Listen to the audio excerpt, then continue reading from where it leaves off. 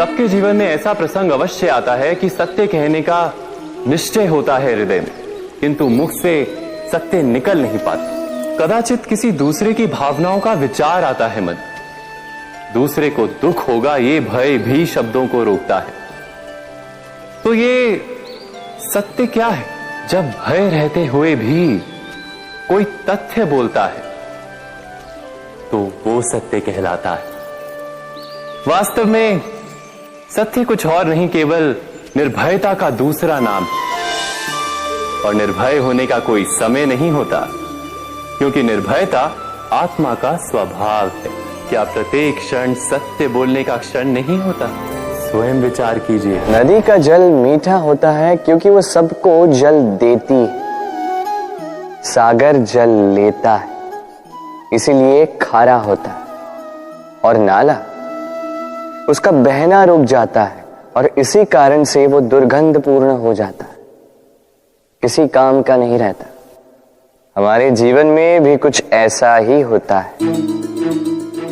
यदि नदी की भांति जीवन में कुछ देना सीखो तो जीवन में मिठास बनी रहेगी। यदि सागर की भांति बांटने के स्थान पर केवल संचय करते रहो तो मन में खटास बढ़ती रहेगी। और यदि नाले की भांति बहना छोड़ दो, कर्म करना छोड़ दो तो किसी काम के नहीं रहोगे।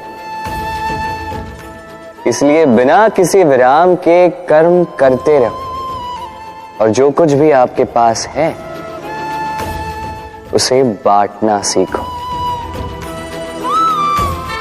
परंपरा में धर्म बसता है और परंपराएं ही धर्म को संभालने का कार्य करती हैं, ये सत्य है। पर क्या केवल परंपरा ही धर्म है? इस पत्थर में शिल्प है, ये पत्थर शिल्प नहीं। शिल्प को उजागर करने के लिए उसे तोड़ना पड़ता है, अनावश्यक भागों को दूर करना पड़ता है। ठीक उसी प्रकार परंपराओं में धर्म ढूंढना पड़ता है। परंपरा को पूर्णता छोड़ देने वाला धर्म से वंचित रह जाता है और परंपरा का अंध अनुकरण करने वाला भी धर्म को प्राप्त नहीं कर पाता। तो क्या सच्चा धर्म प्राप्त करने के लिए हृदय में ज्ञान से जन्मा विवेक आवश्यक है? और ऐसे विवेक के बिना जिसे धर्म मान भी लिया जाए, जो वास्तव में धर्म ना भी हो, ऐसा भी तो हो सकता है। स्वयं विचार कीजिएगा।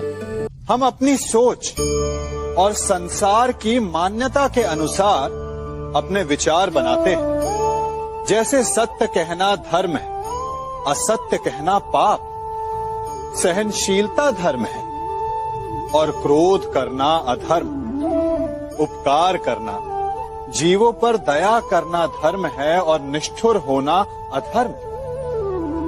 परंतु क्या यही सत्य है?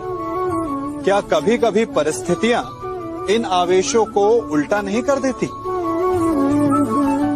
करती है। यदि इस संसार में कुछ धर्म है, कुछ पुण्य है, कुछ महान है, तो परिस्थिति के अनुसार चलना।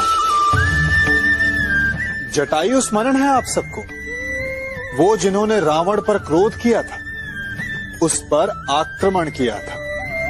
उस समय जटायु का क्रोध पाप नहीं था, धर्म था। इसीलिए अंत में उन्हें भगवान राम की गोद मिली।